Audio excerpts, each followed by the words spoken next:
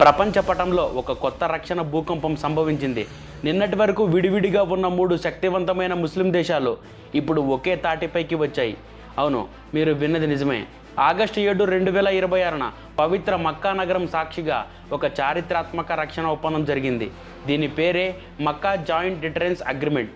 Pakistan, Saudi Arabia, Turkey ఈ 3 దేశాలు చేతులు కలిపాయి. నాటో తరహాలోనే మా ముగ్గురిలో ఏ ఒక్కడి జోలికి వచ్చినా మిగిలిన ఇద్దరం కలిసి నీ అంతం చూస్తామంటూ ప్రపంచానికి ఒక బలమైన హెచ్చరిక పంపాయి. అసలు ఈ 3 దేశాలు ఎందుకు కలిశాయి? దీని వెనుక ఉన్న అసలు హిస్టరీ ఏంటి?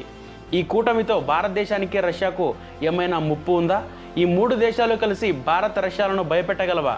రండి, ఈ వీడియోలో దీని గురించి పూర్తిగా విశ్లేషిద్దాం.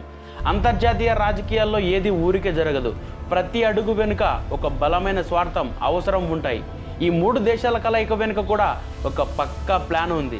ఎందుకంటే ఈ ముగ్గురి దగ్గర 3 విభిన్నమైన శక్తులు ఉన్నాయి. మొదటిది సౌదీ అరేబియా. వీరి దగ్గర అపారమైన డబ్బు, చమురు సంపద ఉంది. కానీ సొంతంగా అత్యాధునిక యుద్ధాలు చేసే సైనిక సాంకేతికత లేదు. మిడిల్ ఈస్ట్లో ఇరాన్ రక్షణ ముప్పును తిప్పికొట్టడానికి వీరికి ఒక బలమైన సైన్యం కావాలి. రెండవది టర్కీ. ఇదొక నాటో సభ్యదేశం. డ్రోన్ టెక్నాలజీలో, ఖాన్ 5వ తరం యుద్ధ విమానాల తయారీలో టర్కీ ఇప్పుడు డిఫెన్స్ హబ్గా మారుతోంది. వీరికి తమ ఆయుధాలను కొనడానికి, పరిశోధనలు చేయడానికి భారీగా పెట్టుబడులు కావాలి. ఇక మూడవది పాకిస్తాన్. ఆర్థికంగా దివాలా తీసినా కూడా ముస్లిం ప్రపంచంలోనే ఏకైక అణుశక్తి కలిగిన దేశం పాకిస్తాన్. వీరికి బ్రతకడానికి సౌదీ డబ్బు కావాలి. ఆర్మీని ఆధునీకరించడానికి టర్కీ టెక్నాలజీ కావాలి. ఈ ముగ్గురి అవసరాలు కలిపి ఈరోజు డబ్బు ప్లస్ టెక్నాలజీ ప్లస్ అణుబాంబు అనే ఒక ప్రమాదకరమైన కాంబినేషన్గా మారిపోయాయి. చరిత్ర పేజీలు తిరగేస్తే ఈ 3 దేశాల మధ్య ఎప్పుడూ ఒకే రకమైన బంధం లేదు.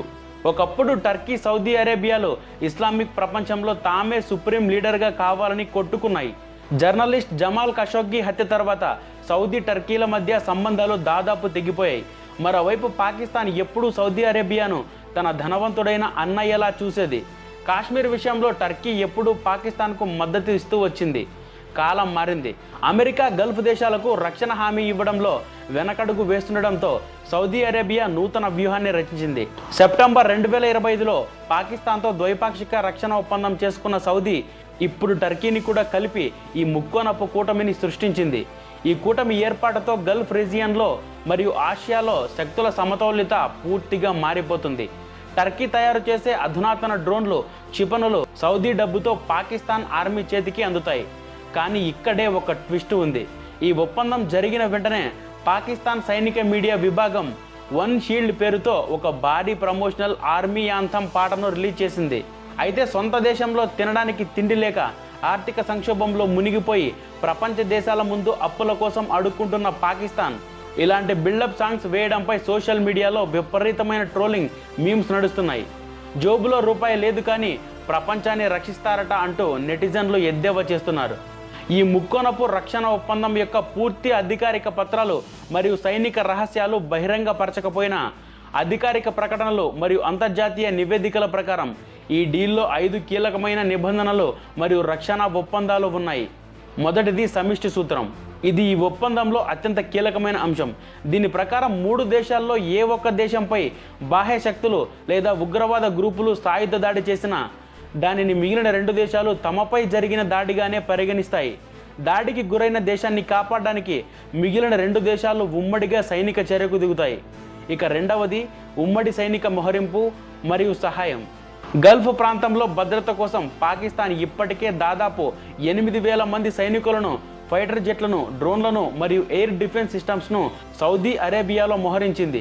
ఈ డీల్ ప్రకారం అవసరమైతే టర్కీ సైన్యం కూడా ఈ ప్రాంతంలో మోహరించడానికి లేదా సాంకేతికత సహాయం అందించడానికి అంగీకరించింది.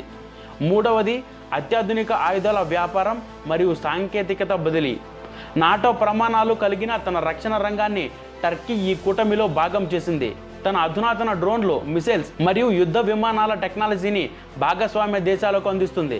ఇక చివరిది సౌదీ పెట్టుబడులు. టర్కీ ఆయుధాల పరిశోధనలు, తయారీ మరియు పాకిస్తాన్ సైనిక ఆధునీకరణకు కావలసిన భారీ ఆర్థిక పెట్టుబడుల్ని సౌదీ అరేబియా సమకూరుస్తుంది. దశాబ్దాలుగా సౌదీ దళాలకు సైనిక శిక్షణ ఇస్తున్న పాకిస్తాన్ టర్కీతో కలిసి ఉమ్మడి యుద్ధ నౌకల నిర్వహణ మరియు యుద్ధ విమానాల శిక్షణ మరింత విస్తృతం చేస్తుంది. ఈ 3 దేశాల మధ్య అంతర్జాతీయ ఉగ్రవాదం, డ్రోన్ దాడులు మరియు సముద్ర మార్గాల్లో చమురు రవాణాకు జరిగే ముప్పులపై రియల్ టైం ఇంటెలిజెన్స్ మార్పిడి చేసుకుంటారు. అంతేకాకుండా ఈ ఒప్పందం కేవలం ఈ 3 దేశాలకే పరిమితం కాదు. ప్రాంతీయ శాంతి మరియు స్థిరత్వాన్ని కోరుకుంటూ ఈ నియమాలకు కట్టుబడే ఇతర ముస్లిం లేదా మిత్ర దేశాలు కూడా భవిష్యత్తులో ఈ కూటమిలో చేరడానికి ఇందులో అవకాశం కల్పించారు. సింపుల్గా చెప్పాలంటే ఈ డీల్ అనేది సౌదీ అరేబియా డబ్బు, టర్కీ యొక్క నాటో స్థాయి ఆయుధ సాంకేతికత మరియు పాకిస్తాన్ యొక్క సైనిక బలగాలు, ఈ మూడింటిని ఏకం చేసే ఒక వ్యూహాత్మక కవచం. ఇప్పుడు అందరి మనసులో ఉన్న అసలు ప్రశ్న, ఈ 3 దేశాలు కలిసి భారత్ను, రష్యాని భయపెట్టగలవా? దీనికి సమాధానం ఖచ్చితంగా లేదు. భయపెట్టే ప్రసక్తే లేదు. ఎందుకో ఇప్పుడు వివరిస్తాను. మొదటగా రష్యా విషయానికి వస్తే, రష్యా అనేది ఒక గ్లోబల్ సూపర్ పవర్. వేల సంఖ్యలో అణు ఆయుధాలు, అధునాతన బాలిస్టిక్ క్షిపణులు, 5వ తరం యుద్ధ విమానాలు కలిగిన రష్యాతో ఈ కూటమి అసలు పోటీ పడలేదు. పైగా టర్కీ విదేశాంగ మంత్రి హకాన్ ఫిదాన్ స్వయంగా చెప్పారు, ఈ ఒప్పందం ఏ నిర్దిష్ట దేశానికి వ్యతిరేకంగా చేసింది కాదు. ఎందుకంటే టర్కీ, సౌదీలు రష్యాతో నేరుగా శత్రుత్వాన్ని కొనితెచ్చుకోవడానికి సిద్ధంగా లేవు. ఇక మన విషయానికి వస్తే, పాకిస్తాన్ కీలక సభ్య దేశంగా ఉన్న ఈ కూటమి భారత్కు వ్యతిరేకమని ఇప్పుడే కన్క్లూజన్కి రాలేము. అలా నిర్ధారణకు రావడం తొందరపాటు అవుతుంది. ఇంతకు ముందే చెప్పుకున్నట్టు పాక్, టర్కీ, సౌదీ సున్నీ ముస్లిం దేశాలు. షియా ఆధిక్యం ఉన్న ఇరాన్ను కలిసికట్టుగా అడ్డుకోవడం అనేది ఈ ఇస్లామిక్ నాటో కూటమి ప్రధాన ఉద్దేశం కావచ్చు.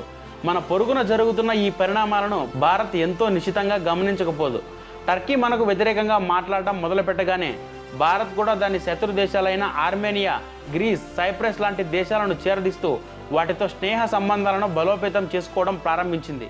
అలాగే టర్కీతో శత్రుత్వం ఉన్న ఫ్రాన్స్, ఈజిప్ట్ దేశాలు ఇప్పటికే మనకు మిత్ర దేశాలు. ఈ దేశాలతో మన స్నేహ సంబంధాలను మరింత పెంచుకోవాల్సి ఉంటుంది. ఇస్లామిక్ నాటో కూటమి వల్ల ఇప్పటికిప్పుడు భారత్కు వచ్చిన ఇబ్బంది ఉండకపోవచ్చు, కానీ భారత ప్రభుత్వం ఆర్థిక, దౌత్య, సైనిక బలంతో కౌంటర్ వ్యూహాలను రూపొందిస్తూ ముందుకు సాగాల్సి ఉంటుంది. ఈ కూటమిలో భాగంగా ఉన్న సౌదీతో మనకు బలమైన సంబంధాలే ఉన్నాయి. వాటిని ఇలాగే కొనసాగించాలి. మన డ్రోన్ వార్ఫేర్ను బలోపేతం చేసుకోవడంపై ఇప్పటికే భారత సైన్యం దృష్టి సారించింది. కౌంటర్ డ్రోన్, ఎయిర్ డిఫెన్స్ టెక్నాలజీని మనం మరింత బలోపేతం చేసుకోవాలి. ఇప్పటికే అణ్వస్త్ర దేశంగా ఉన్న భారత్ ఆర్థికంగా, రక్షణ పరంగా మరింత బలోపేతం కావాలి. Bharat Middle East Europe economic కారిడార్ను వేగవంతం చేస్తే టర్కీ ప్రాధాన్యత తగ్గించవచ్చు. ఈ కొత్త ఇస్లామిక్ నాటో కూటమి భారత్ భద్రతపై ఎలాంటి ప్రభావం చూపుతుందని మీరు అనుకుంటున్నారు? మీ అభిప్రాయాన్ని కమెంట్ బాక్స్లో తెలపండి. జై శ్రీరామ్.